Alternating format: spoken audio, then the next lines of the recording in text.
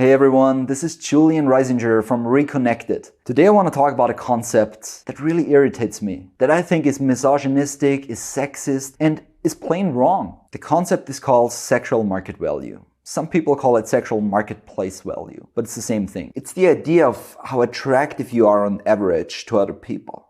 You can see how it works on this graph. Now you might wonder, why do women peak in their early 20s while guys peak in their mid-30s? Because according to these thinkers, women's looks matter way more than any of the other factors. For guys, on the other hand, for them, money and status and all this stuff is really important. I'm not saying this is completely wrong, but what I am saying is that it's vastly exaggerated. Looks, money, status, and how much game you have are the factors that influence sexual market value, at least according to the people who perpetuate this faulty concept. So let's talk quickly about these four factors. Looks. So what goes into looks? How tall are you? Do you have six-pack abs? Do you work out? What about your jeans, styling, grooming, like everything that's exterior? Then money. Money is not just the number on your account. That doesn't do much. With money, they mean more the lifestyle money can buy. Okay, so if you can fly in your private jet over the weekend to watch the opera in Milano, that is a pretty cool thing that money enables you to do, and that is gonna raise your sexual market value. Status. So with status, they mean social status. For example, a DJ in a nightclub that he plays in regularly has high social status. Put the same DJ in a supermarket and his social status is going to be lower there. I think it's a pretty sound concept and it's true in almost every situation. And status is a really strong determinant of how attractive someone is going to find you in a specific environment. And lastly, game. With game, what they mean is basically your flirting skills, your seduction skills. One person said that what they mean is social skills applied to romance, dating, and so on. So now that I introduced the levers that they say influence your attractiveness in this model, let's talk a little bit about my critique for the model and why I think it's absolute garbage. This whole concept, it just completely disregards personality. It disregards emotion. It completely disregards chemistry. Like all the things that you can't easily quantify, all these things that make romance and love and relationships awesome, but also difficult. All of them were just left out of the model. Well, I guess it's more convenient. It's much easier to explain something so simplistic if you don't include all the complicated stuff. Another key point that these people who believe in this model don't get is that your sexual market value is not a thing that's objective. You don't have the same sexual market value to every person out there. One woman might think that you are a 7 on that scale, another one might see you as a 4. It's always relative both to the person that is looking at you and to the environment that you're in. So, for example, some people claim that as a 17-year-old, you automatically have very low sexual market value. But is that really true? I would argue that there are some 17-year-olds who have huge sexual market value at a high school party. But put that same person in a Hollywood red carpet event and their sexual market value goes towards 0.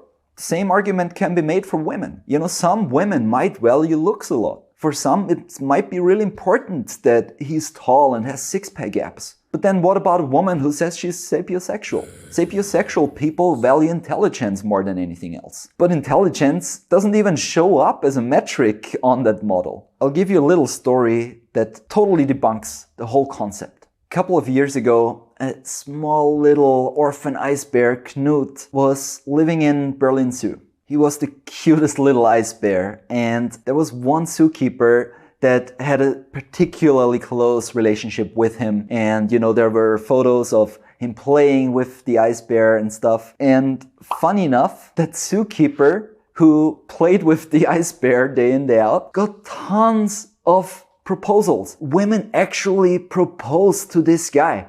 They wanted to marry him. The guy had hundreds of letters, messages, emails, everything of female fans wanting to get intimate with him, wanting to marry him, and so on. Now explain that with the sexual market value concept. Please, go ahead, try.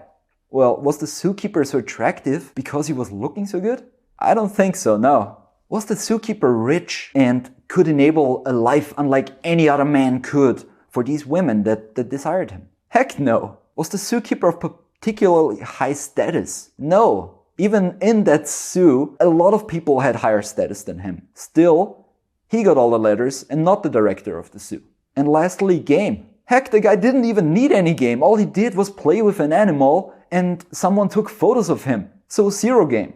So now please explain that with sexual market value. Another key concept that this model doesn't show whatsoever and doesn't get is the concept of diminishing marginal returns. Diminishing marginal returns are a concept that comes from the world of business. I'm gonna explain it to you in very simple terms. So it basically means that if you get more of something, it doesn't always increase the benefit you get from that. So let's say you drink 1 beer, okay? Awesome. 2 beers, you feel better even than after the first one. Great. 3 beers, still, it's a party, you love life, everything is great. But then the 4th beer comes and things are getting a little tough and, you're getting a little dizzy and yeah, it didn't feel quite as good anymore as the last beer. If you keep going, I'm gonna guarantee you that the 10th beer is not gonna feel as good as the 2nd one or the 3rd one. So the more beer you drink, the less valuable it's gonna be to you and it's even gonna be detrimental in the end. Apply this to our example, okay? Let's say you're in a room full of billionaires. If one of them gets $1 million more in net worth, it's not gonna change their sexual market value. It won't matter whatsoever because they're already rich. The baseline that needs to be reached was already reached. What is gonna be attractive is if you're dirt poor and you get $1 million. That's gonna increase your attractiveness. But it's not the case no matter how large your net worth is. It's always relative to your situation, relative to the observer. It could also be that you meet an anti-capitalist woman, then getting $1 million more might make you less attractive even.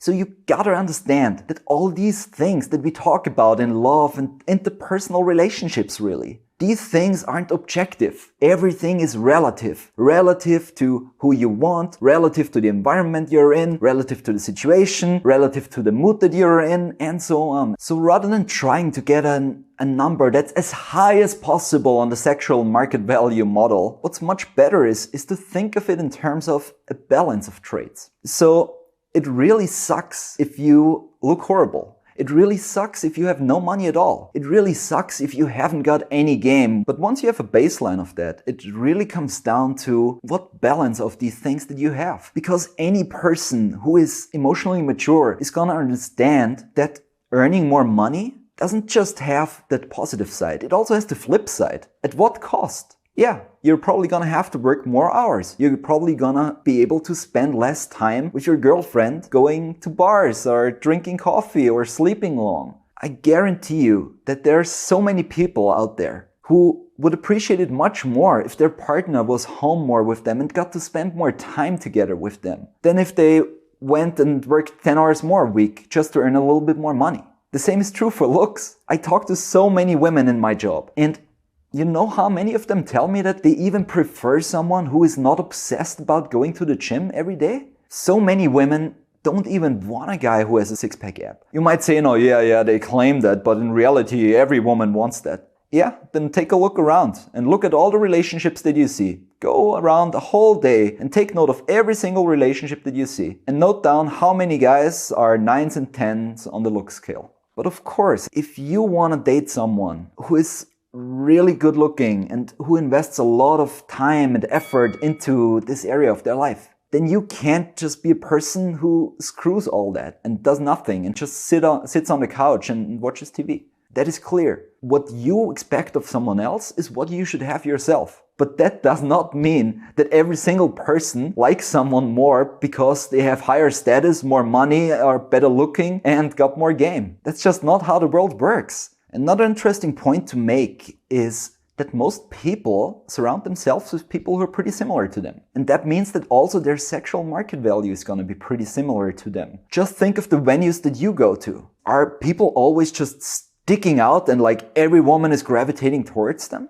No, definitely not. Is in your group of friends anyone like far superior than anyone else? And that's why they get all the women and everyone else gets none? Definitely not. What about in a group of celebrities? If someone had as much game as Leonardo DiCaprio, was as good looking as him, had the same social status, but a little bit more money. Do you think any woman would automatically disregard Leonardo DiCaprio and go with the billionaire guy? It's idiotic to think that. So one overarching theme that you can immediately see when you look at the model is that women peak much earlier than men. That is partly true. Men value looks a lot in women. Looks are really important.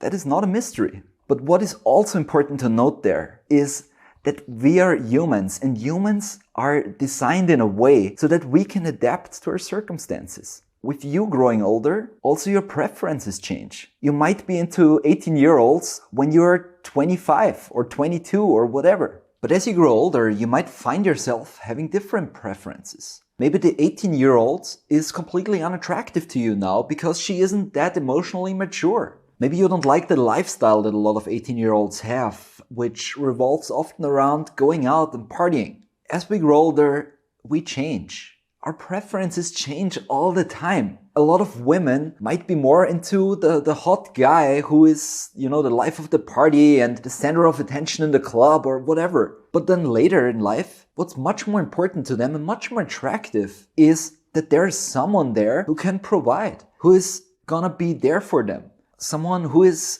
a partner, who is a team player, who you can build a family with, who you can build a future with, who is not gonna screw with your best friend.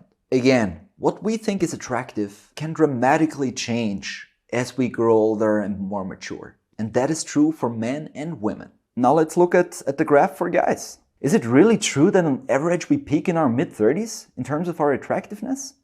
On average, maybe, but the average doesn't matter whatsoever. Do you think Justin Bieber is gonna peak in his mid-30s? So one thing we can objectively say is that it always comes down to the individual. You might like someone who is 40, even though your preference is a woman in her 20s. You, as a woman, might fall for someone who doesn't have a cent to their name. Or you might date someone who is shorter than you. That was the case of my ex, for example. She always said that she would never date a guy who was shorter than her. But attraction is not a choice, guys. There is so much else going on underneath the surface that we really can't break it down into simplistic concepts like sexual market value. When in reality, so much of what it comes down to is emotional attraction. So before you accept any of these concepts that float around the internet, make sure that you think yourself, is this really true? Does this apply to all these situations in the real world? And usually the answer is gonna be no.